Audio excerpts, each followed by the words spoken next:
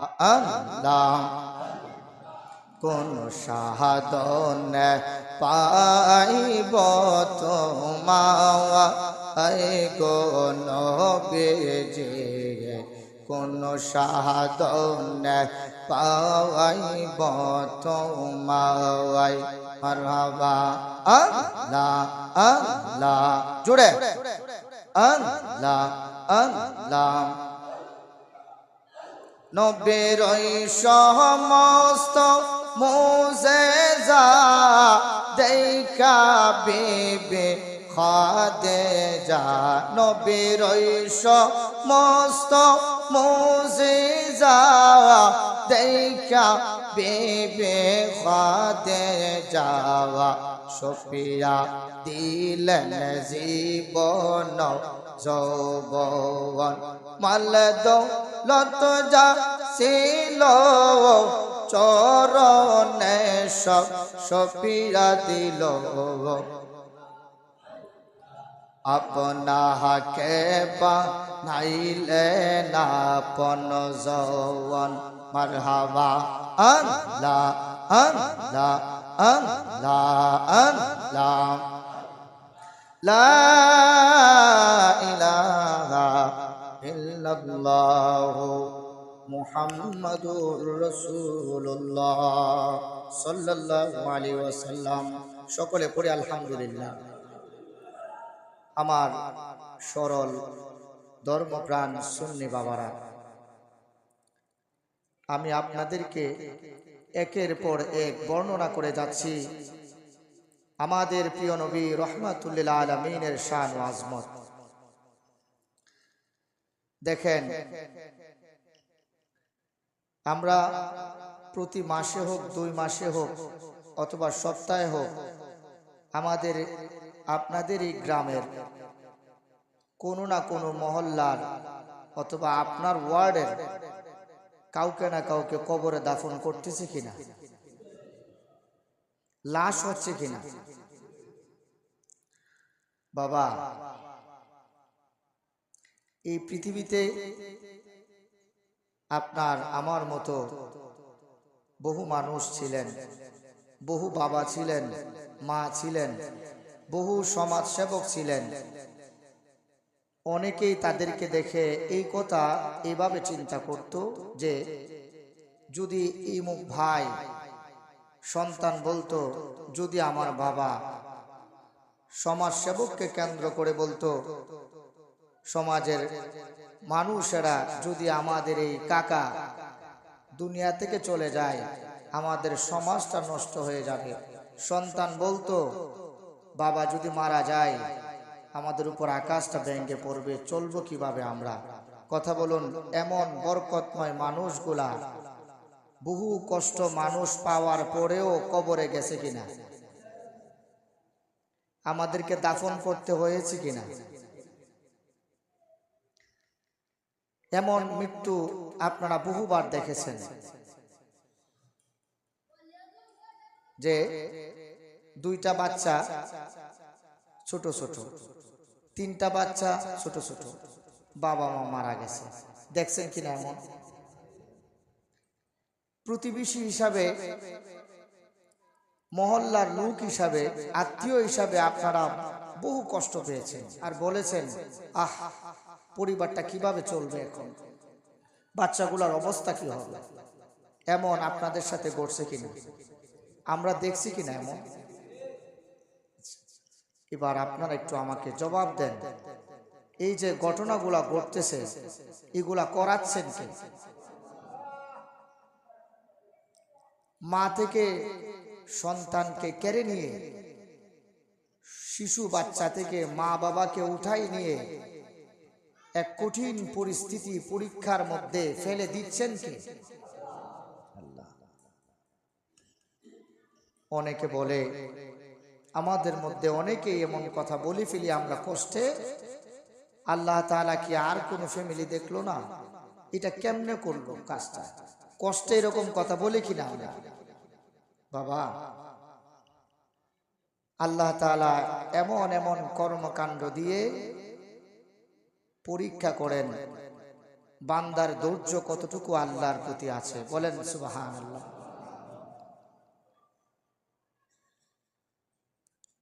আমি আপনাদের এই মসজিদের দায়িত্ব নিয়েছি। আমার কিন্তু একটা লক্ষ্য আছে, একটা উদ্দেশ্য আছে। আমার লক্ষ্য এবং উদ্দেশ্য হলো মসজিদ এমন একটি জায়গা যেখানে সমাজের উঁচু শ্রেণীর মানুষ থেকে নিয়ে দিনমজুর পর্যন্ত প্রত্যেক শ্রেণী পেশার মানুষ উপস্থিত হয়, ধর্মপ্রাণ মুসলমান যারা। কথা বলুন ঠিক কিনা? আমার একটা লক্ষ্য আছে, আমার একটা উদ্দেশ্য আছে। আমি এই পোশাকটা পরেছি, এলমে দ্বীন অর্জন করেছি। আমার বাবাও এই পোশাক পরতেন। আমার গায়ে যে পাঞ্জাবিটা আছে এটা নিচ দিয়ে কেটে ছোট করছি, পোশাকটা কিন্তু আমার বাবার গায়ে পড়ে আছে। আমার বাবা মারা যাওয়ার আগে ওই কথাগুলা বলে গেছে, বাবা সুন্নিয়ত নবীর তরিকা এটা বড় পবিত্র দায়িত্ব, ইমামতি খেতাবত এটা বড় বড় কঠিন দায়িত্ব, বড় পবিত্র দায়িত্ব।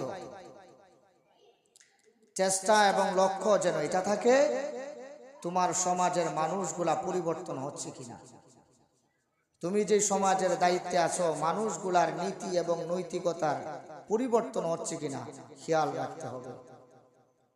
বাবারা, আপনারা শুনেছেন শুনেন নাই এমন বহু কথা আমি কিন্তু কোরআন শরীফ থেকে আপনাদেরকে শোনাবো। আলহামদুলিল্লাহ, আমার উদ্দেশ্য হচ্ছে কোরআন শরীফের এই অতুলনীয় মৌজাজাপূর্ণ বীরত্বপূর্ণ বড় চমৎকার সুন্দর শিক্ষণীয় বিষয়গুলো আপনারা জানবেন, জেনে আপনাদের পরিবারে এবং নিজেদের মধ্যে এগুলার প্রয়োগ করবেন, নিজেরা পরিবর্তন হবেন। আমরা পরিবর্তন হইতে রাজি আছি কিনা? আমি আমার একটা পছন্দের একটা কথা আছে, আমি বলি সবসময়, এখন নয় তো কখন।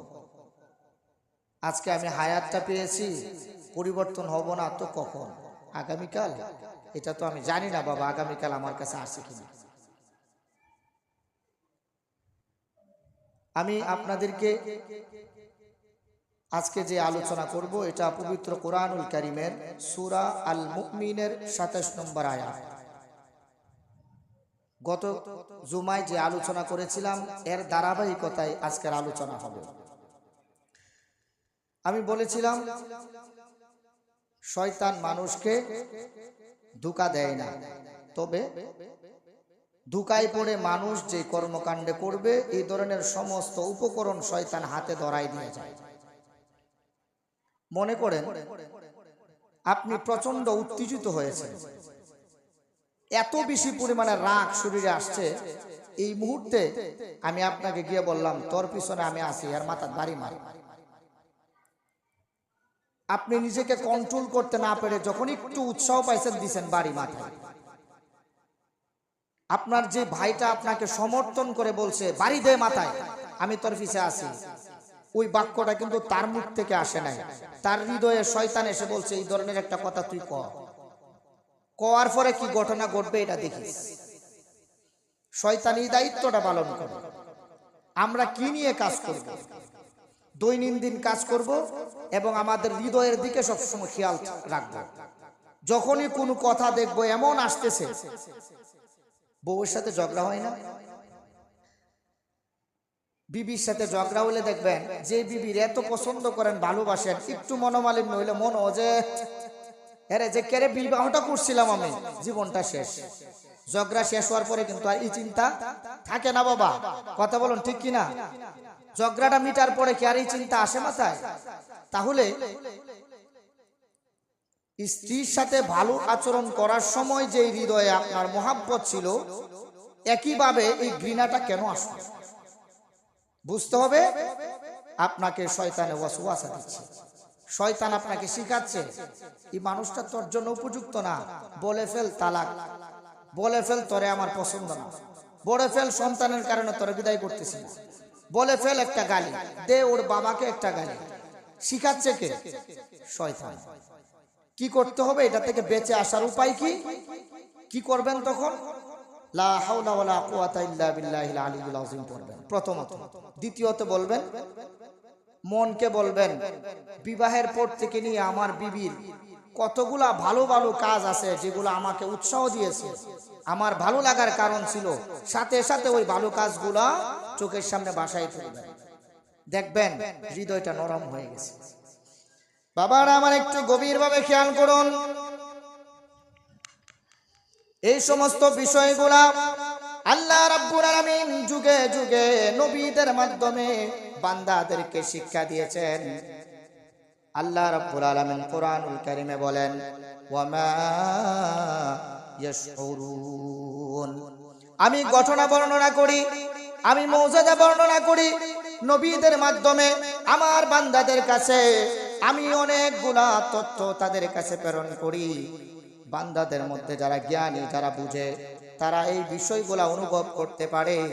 যাদের হৃদয় এই বিষয়গুলা ধারণ করতে পারে না, তারা বুঝতে পারে না। জুড়ে বলুন সুবহানাল্লাহ। এরকমই একটা বিষয় আপনাদের সম্মুখে আমি বলেছিলাম। দেখেন, দুইটা বিষয় আল্লাহ তাআলা সাথে সাথে এটার রেজাল্ট দিয়ে দেয়।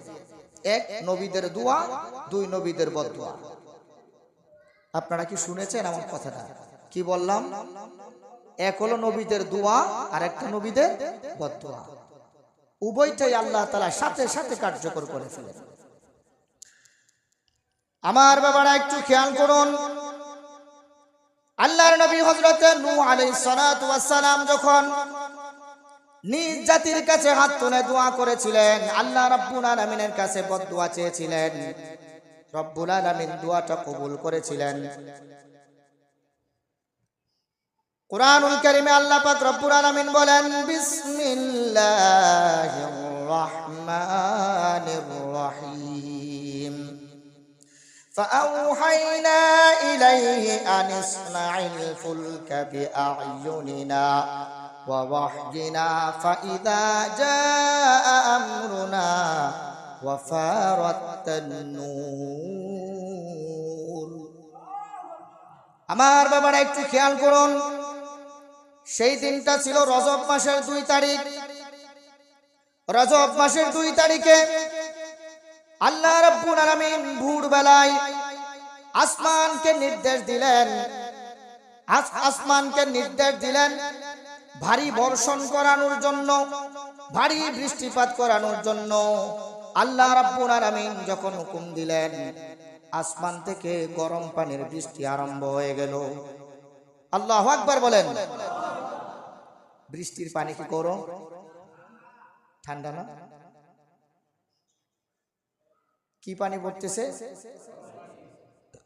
আসমানকে নির্দেশ দিলেন পানি বর্ষণ করো। আসমান থেকে গরম পানি পড়তে আরম্ভ করলো। ফাইদা জাআ আমরুনা ওয়া ফারাতান নূর। আল্লাহর নবী নূহ আলাইহিস সালাতু ওয়াস সালামকে বলেছিলেন, যখন তুমি দেখবে জমিন উদ্গীরণ করবে, চুলার মধ্য থেকে পানি প্রবাহিত হবে, নবী আপনি বুঝে নেবেন যেই দোয়া আপনি করেছিলেন, বদদোয়া করেছিলেন, আযাবের জন্য দোয়া চেয়েছিলেন, যখন আপনি দেখবেন জমিন থেকে ফেটে পানি উদ্গীরণ হচ্ছে, বুঝে নেবেন আল্লাহ রাব্বুল আলামিনের গজব সন্নিকটে চলে এসে। জুড়ে বলুন আল্লাহু আকবার। বাবারা আমার, আল্লাহর নবী নূহ দেখলেন আকাশ থেকে গরম পানির বৃষ্টি হচ্ছে, জমিন ফেটে প্রচন্ড বরফ ঠান্ডা পানি প্রবাহিত হচ্ছে, উপর থেকে গরম পানি, মাটির নিচ থেকে ঠান্ডা পানি বের হচ্ছে। গরম পানি ঠান্ডা পানি যখন একত্রে মিশ্রণ হয়ে গেল, সাথে সাথে আল্লাহ রাব্বুল আলামিনের পক্ষ থেকে প্রচন্ড আকারে ঝড় বাতাস শুরু হয়ে গিয়েছে। সকালবেলা ভোরবেলা এই কাণ্ড চলল, বৃষ্টি হইল, জমিন ফেটে ঠান্ডা পানি বের হচ্ছে। কোন সময়? সকাল বেলায়। দুপুর হতে না হতেই নূহ নবীর যে উম্মতেরা ঠাট্টা করে বলেছিল, মরুভূমির মাঝখানে আল্লাহর নবী নিজেকে নবী দাবি করে মরুভূমির মাঝখানে নৌকা তৈরি করেছে, বহুতলা বিশিষ্ট জাহাজ নির্মাণ করেছে, মরুভূমিতে পানি আসবে কোত্থেকে? দুপুর হতে না হতেই দেখতে পেল মরুভূমির মধ্যে প্রাণীর স্রোত দ্বারা প্রবাহিত হয়ে গেছে। মরুভূমিতে পানি হয়ে এমন প্রচন্ড বেগে স্রোত যাচ্ছে পানির। এই দৃশ্য দেখে উম্মতেরা সাঁতার কেটে আসছিল নৌকার মধ্যে ওঠার জন্য, প্রাণ বাঁচানোর জন্য। আমার বাবারা, এমন জোরে বাতাস এবং স্রোত প্রবাহিত হইল, মুহূর্তের মধ্যে তাদেরকে ভাসিয়ে নিয়ে গেল। জোরে বলুন নাউজুবিল্লাহ। আয় হায়, আল্লাহ রাব্বুল আলামিন নির্দেশ দিলেন,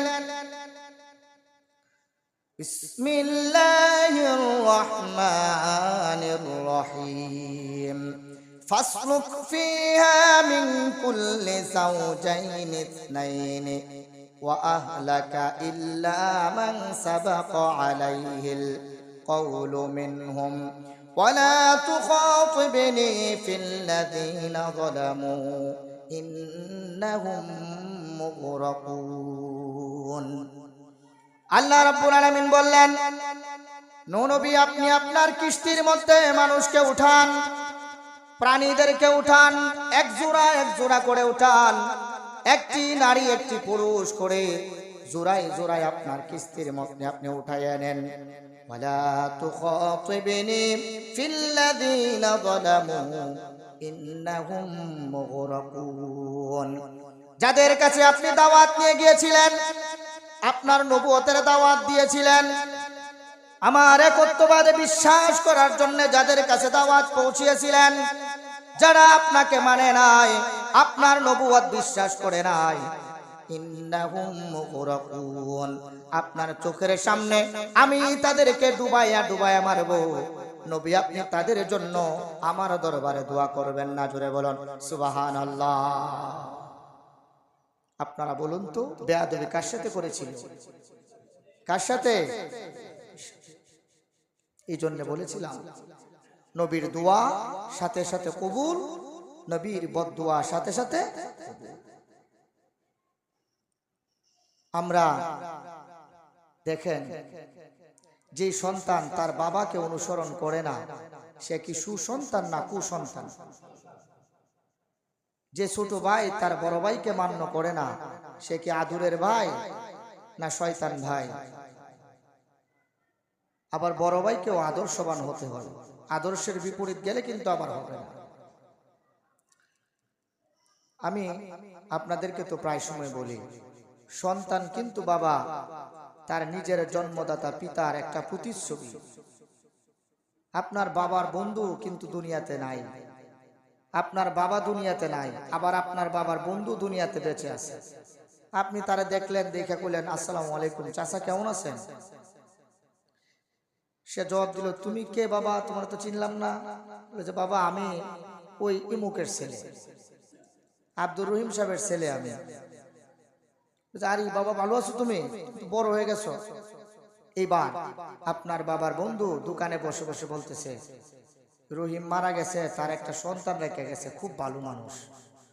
আল্লাহ রাব্বুল আলামিন বলেন, বাবার বন্ধু বাবার নেই, দোকানে বসে মুখ দিয়ে প্রকাশ করেছে আমার বন্ধুর সন্তানটা ভালো হয়েছে, সুসন্তান হয়েছে। আল্লাহ রাব্বুল আলামিন বলেন, আমার বান্দার মুখে আরেক বান্দার জন্য প্রশংসা শোনার কারণে ওই বান্দার কবরের আযাব আমি মাফ করে দেই। জুড়ে বলুন সুবহানাল্লাহ। কেন? কারণ আল্লাহ পাক বলেছেন, সৃষ্টির প্রতি দয়া করো, সৃষ্টিকে মায়া করো। আর যারা বাবার সাথে বেয়াদবি করে, বাবারে মানে না, দেখবেন ও তোমার এনে টাকা আছেন না, তুমি জীবনে কি দিছো আমারে? বাবারে কি কর তুমি জীবনে? আপনারা বলেন না বাবা আমার সাথে, কি বলে? তুমি কি দিছো আমারে? যা হইতো সব আমি করছি। বাবা কিছু বলতে পারে না। যুবক ভাইরা একটু খেয়াল করবেন, যাদের এই অভ্যাস আছে নিজের দিকে তাকাইয়া দেখবেন কিছুই দেয় নাই।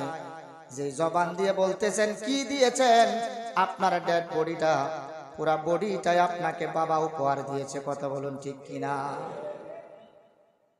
তুমি অর্থ সম্পদ কামাইছো বাবা তোমার হাত পা হওয়ার পরে। ভাই তুমি অর্থ সম্পদ ইনকাম করছো, কোটি টাকার মালিক হইছো, তুমি তো বিছানায় প্রস্রাব করছো। তোমার মা যখন বলেছে সন্তানের দুধ নাই, তোমার সন্তান না খেয়ে আছে, বাবা পাগল হয়ে গেছে, সন্তানের মুখে খাবার নাই, যেই বন্ধুকে দেখলে মাথা নিচে দিয়ে হাঁটতো ওই বন্ধুর কাজ করে দেয় একমাত্র সন্তানকে খাবার খাওয়ানোর জন্য। ঠিক কিনা? যেই কাজ বাবা জীবনে করে নাই, লজ্জা পাইতো, ওই কাজটাই করে আনন্দের সাথে। কাজ করলে টাকা আসবে, আদরের সন্তানের মুখে খাবার থাকবে। ঠিক কিনা? তুমি কাকে কি বলো বাবা? যুবক ভাইরা কার দিকে আঙ্গুল তুলেন, কাকে বলেন? এবার আসেন, আল্লাহ রাব্বুল আলামিন বলেন, নবী যদি আমার কাছে দোয়া করে যেমন কবুল করি, নবীগণ বদদোয়া করলে আমি যেমন দোয়াটা কবুল করি, বাবা মা দোয়া করলেও সাথে সাথে কবুল করে। জুড়ে বলুন সুবহানাল্লাহ। বাবা মা যদি বদদোয়া করে সাথে সাথে কবুল করি। এবার আপনারা বলুন, সন্তানের জন্য মুসিবত আছে কিনা? আছে কিনা? হাদিসে রাসূল আমরা পড়েছি। আপনি মুফতি, মুহাদ্দিস, মুফাসসির, আপনার কোরআনের তাফসীর শোনার জন্য মানুষ পঙ্গপালের মতো বসে থাকে। যদি শুনে আপনি আসছেন, মানুষ তার কাজ কাম ছেড়ে চলে আসে। এত মানুষ আপনি হেদায়েত করেছেন, কিন্তু আপনার বাবা মা আপনার প্রতি অসন্তুষ্ট। আল্লাহ বলেন পবিত্র কোরআনুল কারীমের মধ্যে বলেন, বিসমিল্লাহির রহমানির রহিম। فأما من ثقلت موازينه فهو في عيشة راضية وأما من خفت موازينه فأمه هاوية। আল্লাহ রাব্বুল আলামিন বলেন, فأما من ثقلت موازينه, হাসরের ময়দানটা যখন আমি কায়েম করব, যার নেকের পাল্লা বাড়ি হবে, যার নেকের পাল্লা সুন্দর হবে, ফাহুয়া ফি আইশাতির রাদিয়া, কিয়ামতের ময়দানে ওই মানুষটাকে আমি রব্বুল আলামিন সন্তোষজনক অবস্থায় রাখবো। জুড়ে বলুন সুবহানাল্লাহ। ওয়া আম্মা মান খাফফাত মাওয়াজিনুহু, হাসরের ময়দানে মিজানের মধ্যে যখন তোলা হবে, যার নেকির পাল্লা হালকা হবে, আমল থাকবে না, আমল শূন্য থাকবে, ফা উম্মুহু হাওয়া। আল্লাহ বলেন আমি আমার ওই বান্দার জন্য একখানা ঘর তৈরি করব, ফা উম্মুহু হাওয়া, সাতখানা জাহান্নামের মধ্যে সবচাইতে ভয়ানক যে জাহান্নাম, তার জন্য আমি হাবিয়া জাহান্নাম প্রস্তুত করে রাখবো। জুড়ে বলুন নাউজুবিল্লাহ। কখন? নেকের পাল্লা হালকা হলো। বাবারা আমার একটু খেয়াল করুন, মিজানের পাল্লার মধ্যে সন্তানকে তোলা হবে, যেই পাল্লাতে বাবাকে নেওয়া হয়েছিল। আপনার বাবা যেই মিজানের পাল্লায় ছিল, সন্তানকেও একই পাল্লার মধ্যে তোলা হবে। সন্তানের আমলগুলা আল্লাহ রাব্বুল আলামিন বাবার আমল নামায় পরিবর্তন করে দেবে। জুড়ে বলুন সুবহানাল্লাহ। কেন? আপনি সন্তানকে সুশিক্ষা দিয়েছেন কিনা এটা পরীক্ষা করার জন্য। সন্তানের আমলনামা বাবার কাছে যাবে, বাবার মিজানের পাল্লার মধ্যে সন্তানকে তোলা হবে। এই জন্যে হাদিসে রাসূলের মধ্যে আছে, হাসরের ময়দানে আল্লাহ রাব্বুল আলামিন বাবাকে তার দায়িত্বের জন্য প্রশ্ন করা হবে, স্বামীকে তার দায়িত্বের জন্য প্রশ্ন করা হবে, সমাজের প্রধানকে তার সমাজের ব্যাপারে প্রশ্ন করা হবে, স্ত্রীকে তার সন্তানদের ব্যাপারে, স্বামীর হকের ব্যাপারে প্রশ্ন করা হবে। আপনার দায়িত্বটা আপনি ঠিক মতো পালন করছেন কিনা? সন্তান জন্ম দিয়েছেন, কিরে বাবা কেন বিরক্ত করতেছে? এই বাবা যাও এখান থেকে, যাও যাও এখান থেকে। সন্তানকে জন্ম দিলেন, আলহামদুলিল্লাহ, খুব খুশি। ফোন দিয়ে বলছেন, বড় ভাই আমার তো পুত্র সন্তান হয়েছে। কি খুশি! সন্তানের চেহারার দিকে চাইলে কত আনন্দ, বাবা ছাড়া কেউ বুঝবো জীবনে। আপনার সন্তান হাফেজে কোরআন হয়েছে, এইবার জীবনেও দোকানে বসেন না, দোকানে বসে চা খান, জেল কথা কোন নেহর কোন ভাই আসসালামু আলাইকুম, ওই গত বছর আপনার একটা আঘাত দিয়েছিলাম ভাই, ভালো আছেন? মনতে বাদ দিলেন, আমার ফুটটা হাফেজ হয়েছে। কন্যা আলহামদুলিল্লাহ। তার মানে বোঝা গেল সন্তানের খুশিতে বাবা, বলেন না খুশি, সন্তানের অর্জনে বাবার অর্জন। সন্তান ভালো আছে, বাবা ভালো আছে। একটু খেয়াল করুন, আপনার সন্তান বিদেশে আছে, সৌদি আরবে থাকে, ফোন দিয়ে আপনাকে বলেছে বাবা তুমি খাইছো নি? এবার আপনি জিজ্ঞেস করেন আব্বা আমি তো খাইছি, তুমি খাইছো নি? এবার সন্তান বলে বাবা আমি খেয়েছি। বাবা দেশ থেকে বলে বাবা তুমি খাইছো, তোমার চেহারাটা তো ভাঙ্গা, সত্যি করে বলে তুমি খাইছো নি? এবার সন্তান চোখের পানি আর রাখতে পারে না, বাবা বহু ব্যথা দিয়েছি, আপনাকে কষ্ট দিয়েছি, যতক্ষণ বাড়িতে ছিলাম আপনি কেমন দন বুঝতে পারি নাই, যখন বিদেশের জমিনে পাড়া দিয়েছি তখন বুঝতে পেরেছি আমার বাবা আমার জন্য কত বড় নিয়ামত। বাবা আমি খাবারের কষ্টে আছি। এবার আপনারা বলুন, মাংস আছে, রুস্ট আছে, 2 বেলা না খেয়ে আছেন, আপনারা বলুন পেটে খিদা থাকার পরেও আপনার পেটের মধ্যে আর ভাত যাবে? খেতে পারবেন? গেল কই পেটের খিদা? সন্তানের ভালোবাসা আপনার খিদা নষ্ট করে দিছে। মসজিদে জীবনে যান নাই, মসজিদে আসছেন, ইমাম সাহেবকে বললেন হুজুর নামাজ শিখাই দেন, কোরআন পড়তে জানি না, এবার নামাজটা কেমনে পড়বো বলে দেন। আল্লাহর কাছে একটা সেজদা দিয়ে বলি যত কষ্ট আছে তুমি আমাকে দাও, আমার সন্তানকে খাবারের কষ্ট তুমি দিও না। কত বলুন ঠিক কিনা? আপনি যদি আপনার সন্তানকে খুশি রাখেন, যারা যুবক ভাইরা আছো বাবারে কষ্ট দিও না। 1 ফোঁটা চোখের পানি তোমার আচরণের জন্য বাবার চোখ দিয়ে না আসে, তোমাকে দেখলে যেন তোমার বাবা ভয় না পায়। সন্তানদের ভয় পায় এরকম বাপ আছে কিনা? যতক্ষণ ঘরে আয় না ততক্ষণ শান্তি থাকে। ও আমার বাবারা, এমনও বাবা আছে বিছানায় ঘুমাইয়া ঘুমাইয়া কাঁদে আর বলে আল্লাহ হায়াতটা এত লম্বা করে দিছিলাম, হায়াতটা এত লম্বা কেন ব্যাখ্যা করো। নাও গা দুনিয়া থেকে, দুনিয়ার স্বাদ মিটে গেছে, আর ভালো লাগে না, এইবার কবরে যাইতে চাই, মনে হয় দুনিয়ার অশান্তি থেকে কবরটাই আমার জন্য শান্তি। এমন বাবারা আছে কিনা?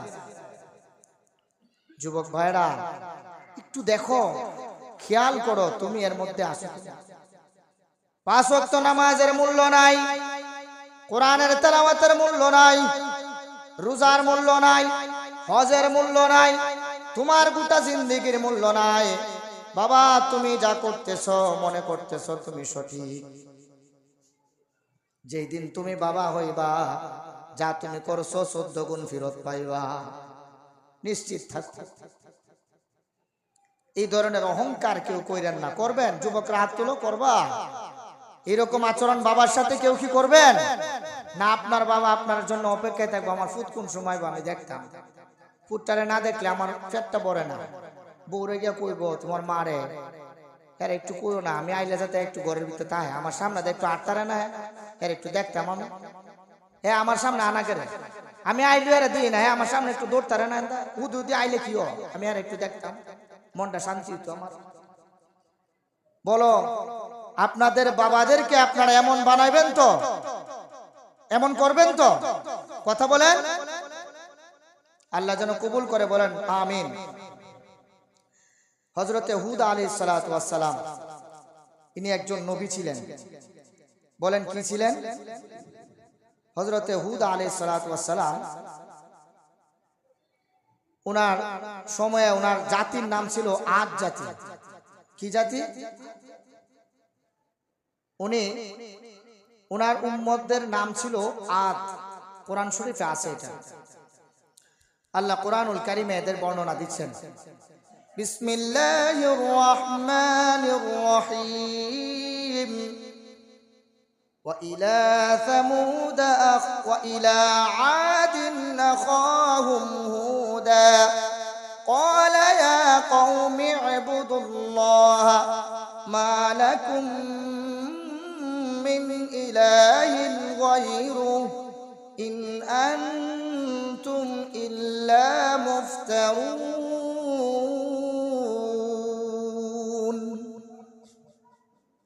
কোন নবীর ব্যাপারে? হযরত হুদ আলাইহিস সালাতু ওয়াস সালাম। আদ জাতি একেবারে ওনাদের মধ্যে হযরত হুদ আলাইহিস সালামের যে উম্মত ছিল, জাতি ছিল, এনাদের মধ্যে সবচেয়ে লম্বাই যারা ছিল, লম্বা যাদেরকে বলা হতো, তারা 400 গজ লম্বা ছিল। কত গজ? কয়াতে এক গজ জানেন না? দেড়াতে এক গজ নেই, 400 গজ লম্বা। সবচেয়ে বেঠে যারা ছিল, যাদেরকে বেঠে বলা হতো, মানে আমরা কোনে যায় খাটো মানুষ কই না, এরকম মজা করে তো বলি, ঠিক না বাবা? এরা ছিল 70 গজ লম্বা। কত গজ? 70 গজ লম্বা। এখন আপনারা বলেন, আমরার মধ্যে যারা 6 ফুট লম্বা, এরা লগে বাজারও যদি আপনারা বইনতে মোটামুটি কি এরা শরীরে একটা এনার্জি তা কিনা? 6 ফুট লম্বা আমি আড্ডা বাড়ি দিলে তো 5 টাকা বেলায়, এই ধরনের একটা অহংকার থাকে কিনা? তো সবচেয়ে লম্বা মানুষ ছিল 400 গজ, বেটারা ছিল 70 গজ লম্বা। এদের অবস্থা কি ছিল? আল্লাহ কোরআনে এদের বর্ণনা দিচ্ছেন। আমি এই কথাগুলো কেন বলছি বাবা? অহংকার ছেড়ে দেন, অহংকার রাখেন না ভিতরে, অহংকারটা ছুঁড়ে ফেলে দেন। অহংকার একমাত্র আল্লাহর জন্য। আল্লাহ আমাদের স্রষ্টা। আমি আপনি কেন অহংকার করব? আমি আপনি কেন হিংসা করব? অহংকারীদের পতন যুগে যুগে হয়েছে। দেখেন একটু আল্লাহ কোরআনে কি বলেছেন। হযরত হুদ আলাইহিস সালাতু ওয়াস সালাম যখন ওনার সম্প্রদায়ের কাছে গেলেন, আদ সম্প্রদায়ের কাছে গিয়ে বলতেছেন, ওনাদের 4 ধরনের দেবতার পূজা করতেন। কয় ধরনের? 4 ধরনের। প্রথম দেবতার নাম ছিল সাকিয়া, দ্বিতীয় দেবতার নাম হলো হাফিজা, এরপরে সর্বশেষ যেটা ছিল এটার নাম ছিল সালিমা। 4 ধরনের দেবতার পূজা করতেন। একটা দেবতা ছিল বৃষ্টি আসার জন্য, আরেকটা ছিল ধন সম্পদের জন্য, আরেকটা ছিল ওনাদের যুদ্ধে গেলে হেরা মনে করতে হয় ই দেবতা হেরা যুদ্ধের জন্য হেরা সাহস দেয়, শক্তি দেয়, যুদ্ধে বিজয় হওয়ার জন্য সব ধরনের প্রস্তুতি করে দেয়। বলেন না নাউজুবিল্লাহ। আল্লাহর নবী হুদ আলাইহিস সালাতু ওয়াস সালাম তার সম্প্রদায়ের নিকট গেলেন, গিয়ে বললেন, তোমরা এই দেবদেবীর পূজা ছেড়ে দাও, এক আল্লাহর উপরে তোমরা ঈমানটা নিয়ে আসো, আল্লাহ রাব্বুল আলামিনের একত্ববাদে বিশ্বাসী হও। আমি আল্লাহ পাকের পক্ষ থেকে প্রেরিত হয়ে এসেছি, আমি তার পক্ষ থেকে নবী হয়ে এসেছি, তোমরা আমার উপরে ঈমান আনো, আমি যার ইবাদত করি তাকে তোমরা মানো। জুড়ে বলুন সুবহানাল্লাহ। আজ জাতি বলল, আমাদের প্রভু আছে, আমাদের স্রষ্টা আছে, সম্পদে আমরা পরিপূর্ণ, ধন দৌলতে আমরা পরিপূর্ণ, আমাদের যা প্রয়োজন আমাদের দেবতা, আমাদের স্রষ্টা, আমাদের মালিক আমাদেরকে দেয়। তুমি যে মালিকের ইবাদত করো, তুমি ইবাদত করতে থাকো, আমাদেরকে ওই আল্লাহর দাওয়াত দিতে আসো না, যদি আসো আমরা তোমাকে হত্যা করে ফেলবো। জুড়ে বলুন নাউজুবিল্লাহ। অহংকার কিসে? ওই সময় আবার একটা প্রেক্ষাপট ছিল। আমাদের এখন ধরেন একটা সিম গাছ লাগাইছেন, সিমটা হইতে একটু সময় লাগে না, মোটামুটি মনে হয় 2.5-3 মাসের মতো লাগে। আমার এক ছাত্র কইছিল মাদ্রাসায়, আমি জানি না সঠিক, 2.5-3 মাসের মতো মনে লাগে আর কি। যাই হোক, একটু সময় লাগে, কিন্তু তখনকার সময় এত সময় লাগতো না। গাছ লাগাইলে কয়েকদিন পরে আল্লাহ পাক বরকত এত দিছিল, ফসল হয়ে যেত। এরা কইতেছে আমাদের তো আর কোনো সমস্যা নেই। এত বৃহৎ আকার দৈত্যাকার মানুষ ছিল। আজ জাতিরা কৃষি কাজ করে তাদের জীবনকে ধারণ করত, জমিনে সেচের কাজ করত, ক্ষেতের কাজ করত, বড় বড় গর্ত করে রাখতো, পুকুর বানায় রাখতো। আল্লাহ রাব্বুল আলামিন যখন আকাশ থেকে বৃষ্টি আসতো, ওই বৃষ্টির মাধ্যমে গর্তগুলা ভরে যেত। ফসলের সময় ওইখান থেকে পানি দিয়ে তারা ক্ষেতের কাজ করত। আল্লাহর নবীর সাথে যখন বেয়াদবি করলো, অহংকার করলো, আমাদের শক্তি আছে, দৈহিক পাওয়ার আছে, আমাদের আর স্রষ্টার দরকার নাই, অহংকার করার কারণে আল্লাহর নবী বদদুয়া করলেন। রব্বুল আলামিন আল্লাহর নবীর দোয়া কবুল করেছেন। জোরে বলুন আলহামদুলিল্লাহ। দোয়া কবুল করলেন। এবার আল্লাহ রাব্বুল আলামিন নির্দেশ দিলেন, আসমানকে নির্দেশ দিলেন, আজ জাতির উপরে এক ফোঁটা বৃষ্টি তুমি আর দিবা না, আমি দেখতে চাই তারা কিভাবে বাঁচে। বৃষ্টি দেওয়া বন্ধ। একাধারে 3 বছর পর্যন্ত আজ জাতির উপরে কোনো বৃষ্টি আসে না। এইবার তাদের ক্ষেতের ফসলগুলা মরে যাচ্ছে, জমিনে আর ফসল হচ্ছে না, আঙ্গুর নাই, আপেল নাই, ফল নাই, কিছুই নাই। দুর্ভিক্ষ দেখা দিল। দৈত্যাকার মানুষগুলা খাবারের খিদায়ে মরে গিয়ে রাস্তার মধ্যে শুধু লাশ আর লাশ দেখা যায়, সব মানুষ মরে যাচ্ছে। আজ জাতি 70টা গোত্রে বংশে বিভক্ত ছিল। আজ জাতির মধ্যে 70টা গোত্র ছিল। এর মধ্যে আল্লাহর নবী হুদ আলাইহিস সালাতু ওয়াস সালামের কাছে 70টা গোত্রের মধ্যে তাদের জনসংখ্যা ছিল লক্ষাধিক। লক্ষাধিক মানুষের মধ্যে হুদ আলাইহিস সালামের প্রতি ঈমান এনেছিল মাত্র 70 জন মানুষ। বাকি সবাই দেবদেবীর পূজা করত। জোরে বলুন নাউজুবিল্লাহ। 3 বছর যখন এই মহামারী চললো, দুর্ভিক্ষ চললো, খাবার নাই, মানুষ মারা যাচ্ছে, এবার নবীর উপরে যারা ঈমান এনেছিল 70 জন নবীর কাছে গেছে, গিয়ে হাত জোর করে বলতেছে, আল্লাহর নবী, আমরা তো আপনার উপর ঈমান এনেছি, দুর্ভিক্ষ যেভাবে শুরু হয়েছে, যারা মারা যাচ্ছে তারা তো আমাদের আত্মীয় আছে, আমাদের বংশের মানুষও আছে। লাইটটা একটু জ্বালাই দাও, এই লাইটটা একটু দিয়ে দাও, আমার বংশের লোকও আছে। এখন যদি এইভাবে একে একে সবাই মারা যায়, নবী কাদের কাছে আল্লাহর দ্বীন প্রচার করব? আপনি আল্লাহকে একটু দোয়া করেন না এইবার বৃষ্টিটা দেওয়ার জন্য। আল্লাহর নবী হুদ আলাইহিস সালাতু ওয়াস সালাম উম্মতরা যখন রিকোয়েস্ট করলো, আল্লাহর নবী হাত তুলে আল্লাহর কাছে দোয়া করলেন, রব্বুল আলামিন, আপনি বৃষ্টি বন্ধ করে যেই দুর্ভিক্ষ দিয়েছেন, এবার আমি দোয়া করতেছি তাদের উপর আপনি বৃষ্টি বর্ষণ করুন। আমি দেখব এইবার তারা আমার উপরে আপনার উপর ঈমান আনে কিনা। জোরে বলুন সুবহানাল্লাহ। আল্লাহর নবী দোয়া করার সাথে সাথে আল্লাহ রাব্বুল আলামিন আকাশ থেকে বৃষ্টি বর্ষণ করলেন, বৃষ্টি প্রেরণ করে দিলেন। এবার যখন বৃষ্টি আসলো, পুনরায় তাদের কাছে ফসল আগের মতো হওয়া শুরু হয়ে গেল। ফসল যখন হচ্ছে, এবার আল্লাহর নবী গেলেন, গিয়ে বললেন, তোমরা তো 3 বছর বহু কষ্টে ছিলা, এবার আমি আল্লাহর কাছ থেকে দোয়া করে বৃষ্টির ব্যবস্থা করছি, আবার আগের অবস্থায় ফিরে আইছো, এবার একটু আমার উপর ঈমানটা আনো, আল্লাহর উপর একবার ঈমান আনো। নবীকে জবাব দেয়, আমাদের বৃষ্টি দিয়েছে আমাদের বৃষ্টির দেবতা সাকিনা। নাউজুবিল্লাহ বলবেন না, উল্টা গেছে। এবার আপনাকে বলে দিচ্ছি, সরে যান, আমাদের কাছ থেকে চলে যান। আমাদের কষ্ট দিয়েছিল আমাদের প্রভু, আমাদের সুখ দিয়েছে আমাদের প্রভু, একটা কথা কান খুলে শুনে রাখো, যতই চেষ্টা করো বাপ দাদার ধর্মটা ছাড়বো না। জোরে বলুন নাউজুবিল্লাহ। বাবারা আমার, দেখেন আমি এইরকম ভাবে যত নবী আছে, যে কয়দিন আপনাদের খেদমতের সুযোগ পাই সবগুলাই শোনাবো আপনাদেরকে। জানা দরকার আছে কিনা? সবগুলা বলার পরে আমি শুধু একটাই মেসেজ দেব, রহমাতুল্লিল আলামিন জীবনে কোনোদিন উম্মতের জন্য বদদুয়া, 3টা বদদুয়া করছে। কয়টা বদদুয়া? প্রথম বদদুয়া করেছেন, আমার নাম শুনলো আমার উম্মত দুরূদ শরীফ পড়ে নাই, তার উপরে আমার লানত। দ্বিতীয় বদদুয়া করেছে, বাবা আমার সাথে যে বেয়াদবি করলো, বাবা মা জীবিত থাকা অবস্থায় তার কাছ থেকে মাফ আনতে পারে নাই, তার উপরে আমার অভিশাপ। তৃতীয় বদদুয়া করেছেন, মাহে রমজানুল মুবারক পাইলা, রহমত পাইলা, নাজাত পাইলা, মাগফিরাত পাইলা, তওবা ইস্তেগফার করে গুনাহগুলা মাফ করাইতে পারলা না, মসজিদে আসলা না, এবার বলেন আল্লাহর নবী বলেছেন তার উপরেও আমার বদদুয়া।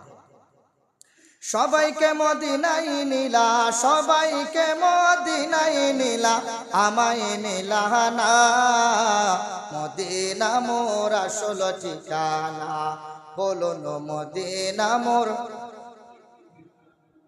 তুমি সবাইকে মদিনায় নিলা, সবাইকে আমায় নিলা না, মদিনা মোর আসল ঠিকানা, বলো মদিনা মোর। যেথায় আল্লাহ সেথায় নবী, আমার নবীজি দিনের রবি। যেথায় আল্লাহ সেথায় নবী, নবীজি দিনের রবি। দেখিবে যদি নূরের ছবি, যা তুই মদিনা, মদিনা মোর আসল, বলুন মদিনা মোর। নবীর কত শৌকত শান, নবী আল্লাহর বিধি বিধান, নবীর কত শৌকত শান, আমার নবীর কত শৌকত শান, নবী আল্লাহর বিধি বিধান। ওই নবীজির মুহাব্বতে, ওই নবীজির প্রেমে পড়ে ডুবে থাকো না, মদিনা মোর আসল ঠিকানা, মদিনা মোর। আরে নবীজির সঙ্গী হইবি, চিরজীবন সুখী থাকবি, নবীজির গোলামি করবি, তুই চিরজীবন সুখী রবি।